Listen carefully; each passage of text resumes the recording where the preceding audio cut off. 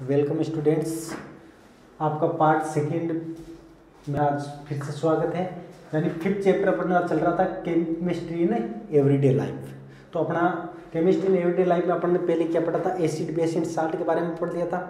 उसके बाद में अपन ने एसिड बेस की जो आरएनए थ्योरी थी उनको भी अपन ने पढ़ लिया था। आरएनए थ्योरी के अकॉर्डिंग एसिड और बेस क्या होते थे, जो एक बार सॉल्यूशन में H पॉजिटिव देते थे वो एसिड और OH नेगेटिव जो देते थे वो बेस होते थे। इसके बाद में थ्योरी है अपनी सेकंड नंबर की जो थ्योरी है, ब्रोंस्टेड-लोरी कॉन्सेप्ट बोल सकते हैं या ब्रोंस्टेड-लोरी थ्योरी बोल सकते हैं अपन। तो अब देखो, ब्रोंस्टेड-लोरी नाम से अपन को सबसे पहले पता होना चाहिए, इनमें दो जो केमिस्ट थे वो साथ में मिल करके और इनका ये कंसेप्ट दिया था। तो दोनों जो केमिस्ट थे उनके नाम में यहाँ लिखा हूँ, जॉनसन ब्रोंस्टेड और थॉमस एम लोरी। इन दोनों ने मिलकर के ये कंसेप्ट दिया था, इसलिए इस कंसेप्ट का नाम लिख दिया ब्रोंस्टेड-लोरी कंसेप्ट।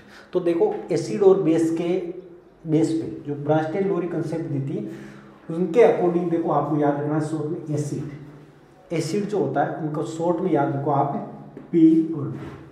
पी का मतलब प्रोटॉन और डी का मतलब डोनर। पी का प्रोटॉन और डोनर। बेस जो दिया, बेस का मतलब है बी पी ए, याद रखना आपको शॉर्ट में पी ए। पी का मतलब प्रोटॉन और ए का मतलब एक्सेप्टर। कहने का मतलब अकॉर्डिंग टू ब्रोंस्टेड-लोरी कंसेप्ट एसिड दो substance in proton is donate, यानी प्रोटॉन को डोनेट करने वाले जो होते हैं वो कहलाते हैं एसिड, और प्रोटॉन को जो एक्सेप्ट करने वाले होते हैं, जो ग्रहण करने वाले होते हैं वो कहलाते हैं बेस। तो ये जो थ्योरी है ब्रोंस्टेड-लोरी कंसेप्ट एसिड और बेस के आधार पर दी है, प्रोटॉन के आधार पर। जैसे कोई भी एलिमेंट्स जो बना होता है वो अपन को पता है प्रोटॉन और इलेक्ट्रॉन और न्यूट्रॉन से मिलकर के बना होता है। प्रोटॉन पर पॉजिटिव का चार्ज होता है और इलेक्ट्रॉन पर नेगेटिव का चार्ज होता है। तो देखो, कोई भी चीज़ जैसे अपन सपोज कर रहे हैं ये ए है। अब ए क्या करेगा, इसके अंदर क्या है, इलेक्ट्रॉन और प्रोटॉन सेम नंबर में रहते हैं। जैसे इसके अंदर 4 इलेक्ट्रॉन है तो 4 ही क्या होंगे, प्रोटॉन होंगे। तो इलेक्ट्रॉन पर नेगेटिव का चार्ज होता है तो ये नेगेटिव चार्ज है, 4 पे ही नेगेटिव है और 4 पे क्या हो गया, पॉजिटिव हो गया।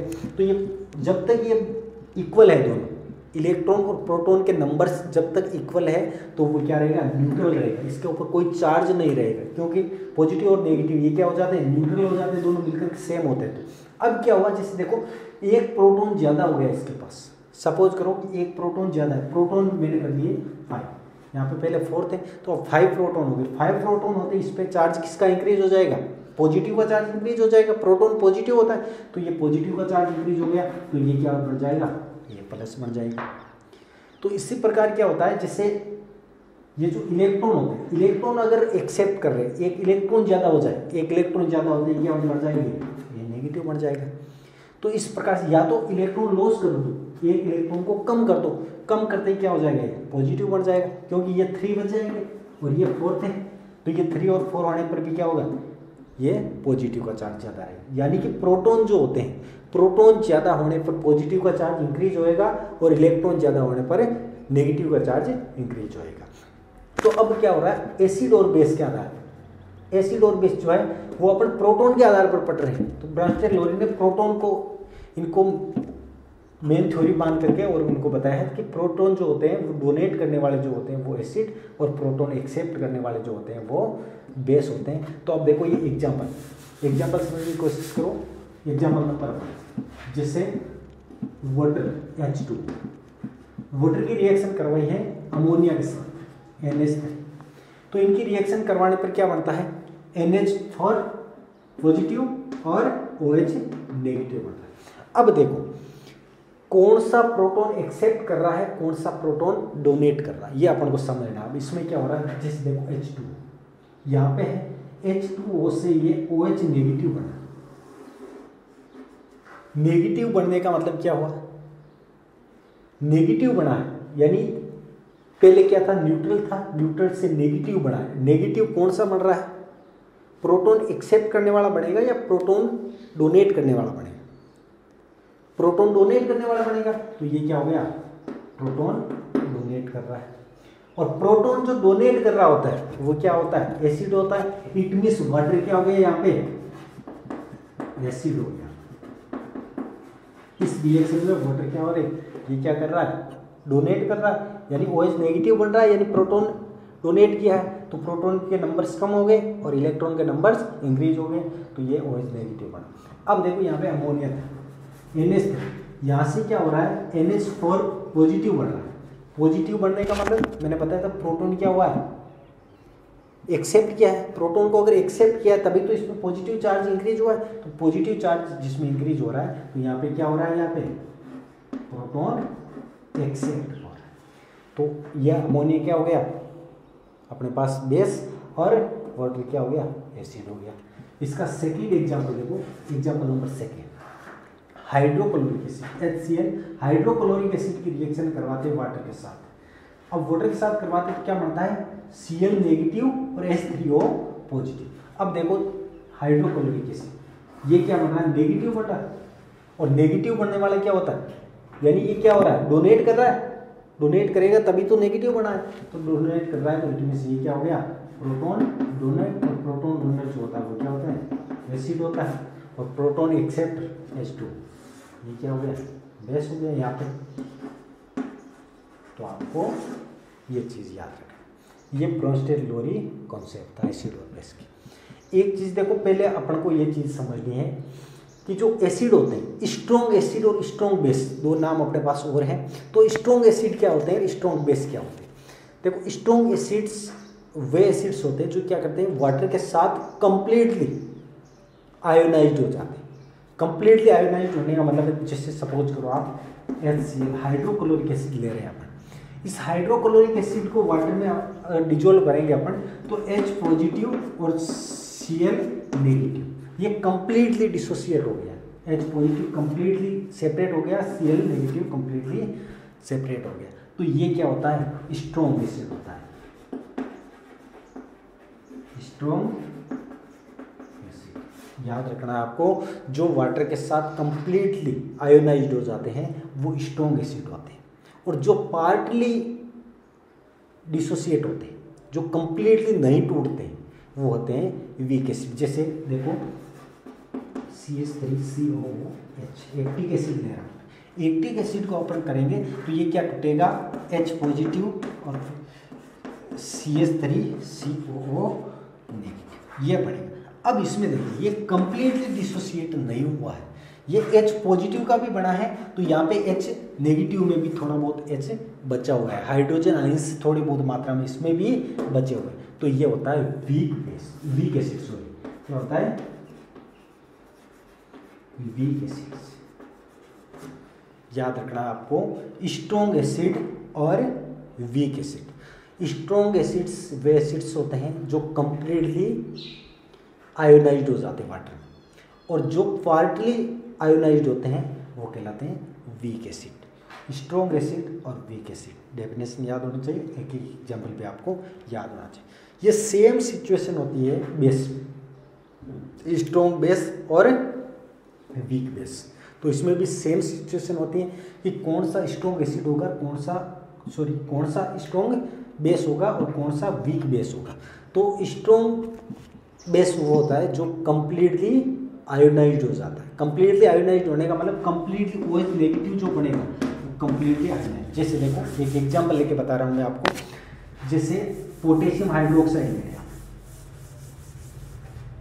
पोटेशियम हाइड्रोक्साइड ले रहे हैं तो ये टूटेगा, ये कंप्लीटली आयोनाइज्ड हो जाएगा, K पॉजिटिव का बनेगा और OH नेगेटिव का बनेगा।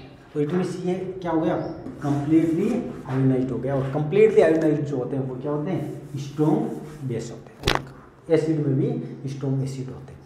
अब देखो क्या होते हैं, जब एसिड और बेस की जब रिएक्शन होती है तो जो साल्ट बनता है वो साल्ट, जैसे सभी साल्ट जो होते हैं वो न्यूट्रल नेचर के नहीं होते, इनमें से कुछ साल्ट जो होते हैं वो एसिडिक नेचर के होते हैं, कुछ साल्ट जो है वो बेसिक नेचर के होते हैं। तो कब बेसिक नेचर के होंगे, कब एसिडिक नेचर के होंगे और कब न्यूट्रल होंगे, तो ये अपन को पढ़ना है। अब ये पढ़ने से पहले अपन पढ़ रहे, देखो एसिड बेस की रिएक्शन, एसिड और बेस और बनता है साल्ट। एसिड बेस और साल्ट रिएक्शन करवाने पर ये साल्ट बनता है। अब साल्ट के नेचर के बारे में पढ़ेंगे कि कौन सा साल्ट कब एसिडिक होगा, कौन सा साल्ट कब बेसिक होगा। तो एसिड जो होता है स्ट्रॉन्ग एसिड, स्ट्रॉन्ग होता है एसिड और स्ट्रॉन्ग होता है बेस। स्ट्रॉन्ग एसिड और स्ट्रॉन्ग बेस जब मिलकर के जो साल्ट बनाते हैं उस साल्ट होता है न्यूट्रल, न्यूट्रल होता है। इसकी पीएच वैल्यू जो होती है वो होती है 7। स्ट्रॉन्ग एसिड स्ट्रॉन्ग बेस जब रिएक्शन करके जो साल्ट बनाते हैं उस साल्ट वो न्यूट्रल नेचर का होगा और उसकी पीएच का मान होगा 7।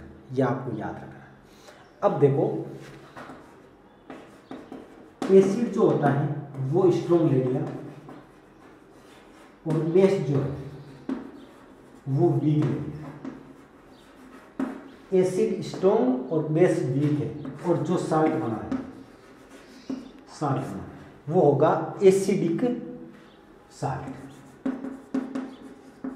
Acidic salt. एसिडिक साल्ट होता है। अब देखो इसमें क्या होगा, एसिडिक जो साल्ट होता है उसकी पीएच वैल्यू जो होती है, एसिडिक साल्ट की पीएच वैल्यू, एसिडिक जो चीज होती है उसकी पीएच वैल्यू जो होती है वो होती है लेस देन 7, 7 से कम होती है। तो 7 से कम वाला कितना होता है, अप्रोक्सीमेट 1 to 4। ये एसिडिक नेचर होता है। ये एसिडिक ही होती है 1 से 4 और 1 से 7 तक कर सकते हैं अपन, 1 से लेस देन 7। तो अपन लिख सकते हैं सीधा सा लेस देन 7। जिसकी पीएच वैल्यू लेस देन 7 होती है वो होता है एसिडिक नेचर का। तो ये एसिडिक साल्ट बने क्योंकि एसिड जो है वो स्ट्रॉन्ग है और बेस जो है वो वीक है, तो इसलिए एसिडिक साल्ट बन गया। अब देखो मैं एसिड ले लूँ वीक, वीक एसिड लिया है और बेस जो लिया है वो लिया स्ट्रॉन्ग। वीक एसिड और स्ट्रॉन्ग बेस की अगर रिएक्शन करवाते हैं और जो साल्ट बनता है वो नेचर में होगा basic, basic nature. Basic nature की जो पीएच वैल्यू होती है वो होती है ग्रेटर देन 7, 7 से ज़्यादा। तो इस प्रकार से अपन को ये चीज़ समझनी है कि स्ट्रॉन्ग एसिड होते कौन से, सबसे पहले तो ये पढ़ना है। तो स्ट्रॉन्ग एसिड कौन से होते हैं, जो कंप्लीटली आयोनाइज्ड होते हैं वाटर, वो होते हैं स्ट्रॉन्ग एसिड। और जो पार्टली आयोनाइज्ड होते हैं वो होते हैं वीक एसिड। और बेस, वो बेस सेम डेफिनेशन हो गई कि बेस जो कम्प्लीटली आयोनाइज्ड हो जाते हैं वाटर के अंदर वो होते हैं स्ट्रॉन्ग बेस, और जो कम्प्लीटली आयोनाइज्ड नहीं होते वो होते हैं वीक बेस। तो इस प्रकार से कौन कौन से बेस और कौन कौन सी एसिड से रिएक्शन होने पर साल्ट का नेचर कैसा होगा ये अभी अपन ने पढ़ा था और ये आपको याद रखना है।